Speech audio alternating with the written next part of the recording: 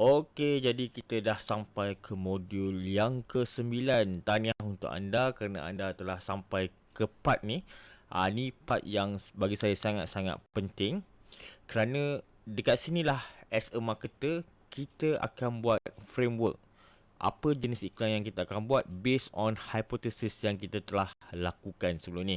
Okay, kita perlu ingat kita ada 4 jenis hypothesis ataupun apa segmentation yang kita dah lakukan kepada pelanggan kita.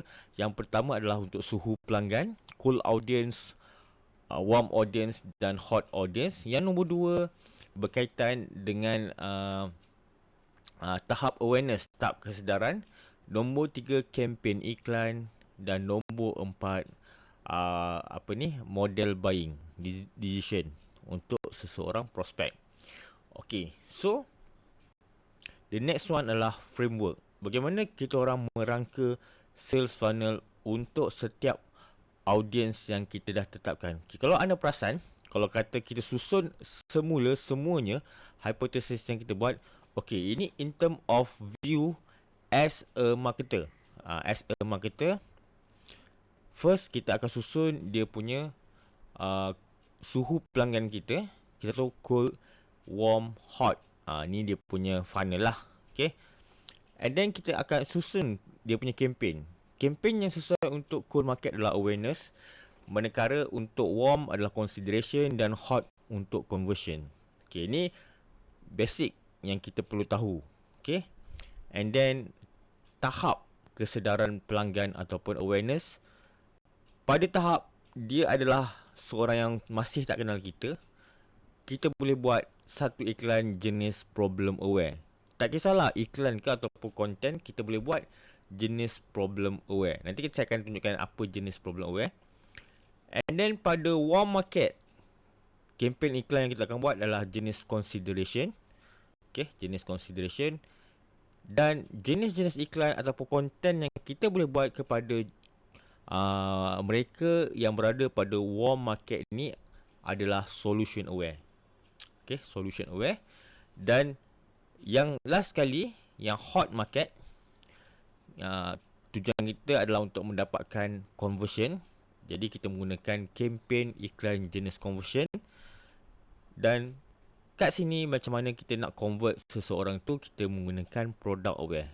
Product aware ni kita bagi maklumat berkaitan dengan produk kita dan bagaimana produk kita dapat membantu seseorang itu untuk berubah daripada A ke B. Something yang berubah daripada satu benda yang baik dalam kehidupan mereka.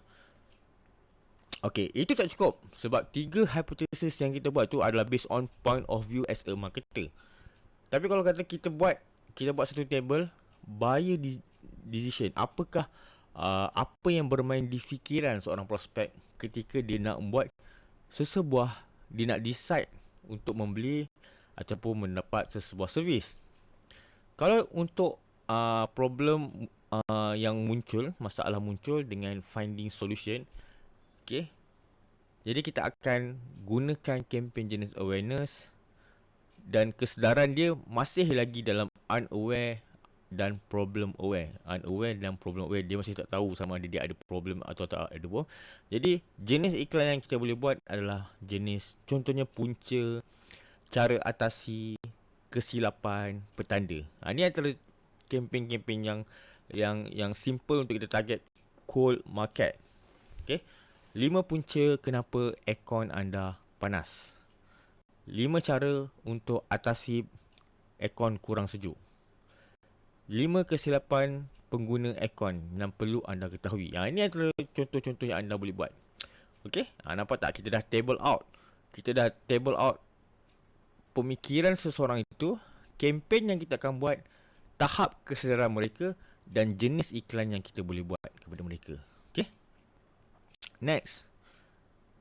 Jika mereka berada pada tahap mencari information dan sedang membuat comparison, kempen yang sesuai digunakan adalah jenis consideration. Nama pun dah menunjukkan apa objektif yang kita nak buat. Yang kat sini tahap kesedaran dia mungkin dia mencari solution aware. Jadi pada masa ni kita perlu buat konten jenis iklan yang berbentuk solution aware. Contoh adalah cara unik sesuatu produk tu, ataupun kita panggil USP, unique selling proposition product.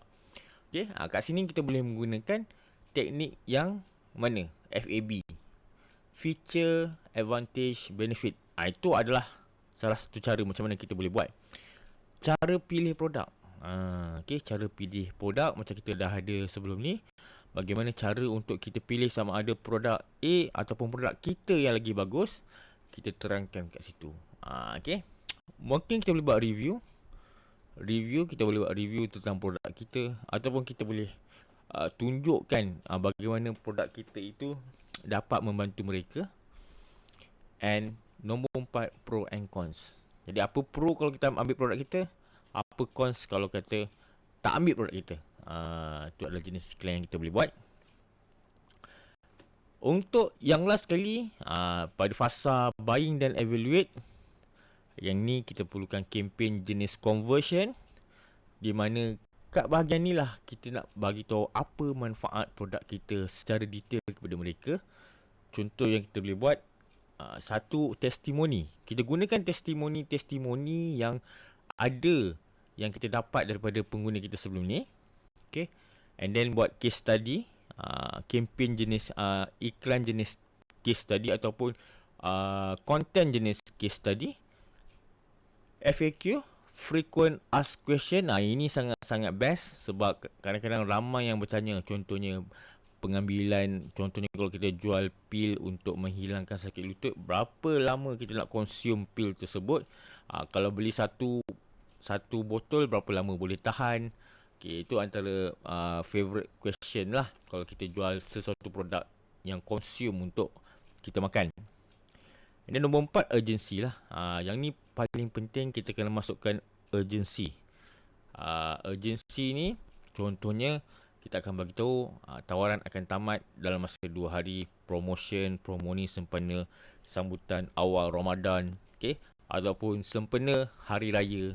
Jadi kita bagi tahu dan kita buat time frame. Sebab apa? Kalau tak ada urgency ni, dia takkan ada urgency untuk mereka untuk membuat sebuah pembelian ketika itu. Ini penting. Urgency ni sangat-sangat penting. Okey, kita kena letak. Okey. Daripada table ni, kita dah tahu apakah jenis-jenis iklan yang kita boleh buat pada tahap kesedaran prospek kita dan pada tahap apa yang bermain di fikiran prospek kita. Table ini sangat penting. Inilah antara table yang selalu saya gunakan untuk kita target setiap pelanggan-pelanggan kita. Okey, patutnya kat sini dia ada cold, warm. Kat sini dia bahagian ni dia ada cold audience, warm audience dengan dengan hot audience lah. Saya terlupa nak letak dia punya tu. Tapi basically anda faham macam mana kita nak target setiap prospek kita based on dia punya decision, fasa decision yang mereka buat dan kesedaran yang mereka ada. Jenis kempen apa yang kita nak buat. So, hopefully table ni dapat membantu anda. Okay, untuk next video kita akan tengok apakah antara kesilapan-kesilapan yang selalu dilakukan oleh marketer-marketer yang mungkin anda boleh belajar something daripada kesilapan-kesilapan yang biasa dilakukan ni.